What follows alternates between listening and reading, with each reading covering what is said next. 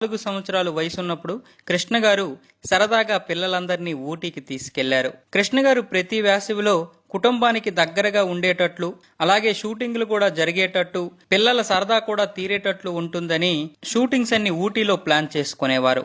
ఆ సమయంలో అంటే మహేష్ బాబుకి 4 సంవత్సరాలు వయసున్నప్పుడు నీడా షూటింగ్ కూడా ఊటీలోనే ప్లాన్ చేశారు. దానికి దర్శకులు దాసరి నారాయణరావు గారు. ఆయన మహేష్ను చూసి బాబు చాలా బాగున్నాడు, చిన్న పాత్ర ఇద్దామా అని కృష్ణ గారి పర్మిషన్ అడిగారు. వాడు చేస్తానంటే నాకేమీ అభ్యంతరం లేదు అన్నారు కృష్ణ గారు. దాంతో నీడా సినిమాలో ఒక చిన్న పాత్రలో మహేష్ బాబుని నటింపజేశారు దాసరి గారు. నీడా సినిమాలో రమేష్ బాబు హీరోగా చేశారు.